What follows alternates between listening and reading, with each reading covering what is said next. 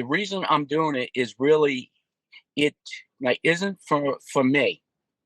I'm not upset about the money. I'm not upset about. I'm just upset about the service. Period.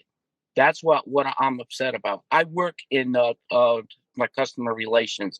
I would never treat my customers like that. If I couldn't answer a question, I would always bump it up to the actual like next level, which is a supervisor or somebody that's above like that person. If I couldn't handle it, then they should.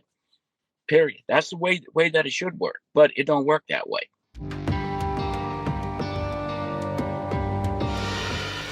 I went a couple of weeks ago on a Sunday morning. It actually started on a Saturday night. I ended up getting a puncture in my tire, and what had happened is that all there was. I like to go to town fair. They usually treat me fairly, but I went to this Pep Boys in Sekonk, and I asked them. I said, "Okay, I need to, have this tire repaired. It needs to be plugged."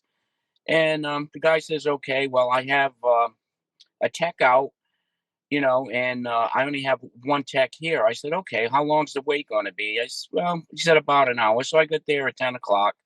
By probably 11:30, they had brought my car into the bay to look at the tire. Probably 15-20 minutes go by.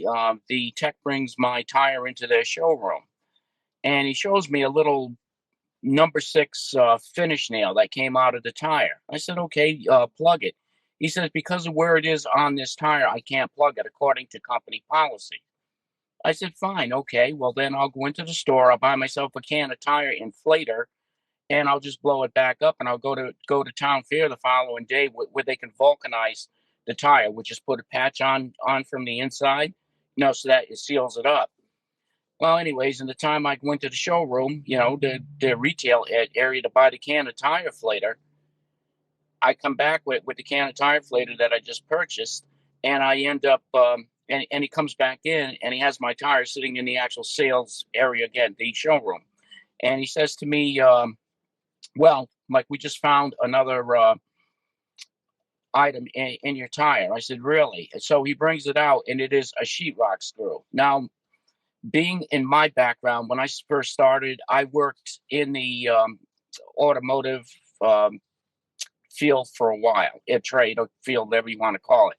But that's where I started, was changing, patching, and repairing tires. So I'm getting a little upset now, and I'm looking at these two guys that are standing in there. I'm saying, "Okay, I go in to buy this can of tire inflator. You have a number six finish nail, and now I have a sheetrock screw in this tire, right?" So I said, all of a sudden, I said, "This sheetrock screw like magically appeared. You've had this tire off my car for like 20 minutes. You mean that you can find a number six finish nail, which is practically like finding an actual needle in the haystack, but you couldn't see a sheetrock screw that has a quarter-inch to like 3/8 head on it." So now I'm saying, okay, to myself, I'm looking at this guy, and I'm going, okay, there's something fishy here. My feeling was at that point is they were trying to insult my intelligence. You don't try to insult somebody's intelligence that has worked in the field uh, of the automotive field.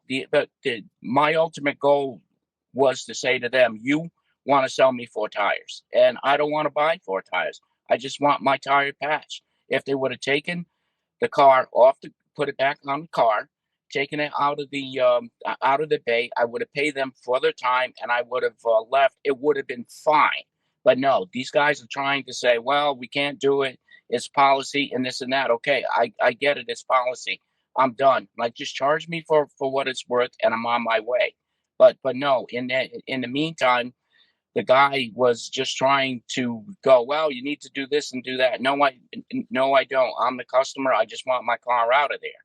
But at this point, I was really, I would say, upset. I'm not pissed off, but like I'm saying before, I have been in this field. I can imagine how many people go into the store, right, and with these same issues, and these people get them to buy tires instead of just fixing them and like repairing them. And if they can't do it, just honestly go out and tell the people that you can't do it. That's all. But already uh, I have sent a letter to Pep Boys, which I got the response back that we can't do nothing for you, because I did take and report it to the my business bureau. I'm done getting ripped off. This isn't even about the money. This is about people getting scammed, and that just aggravates me.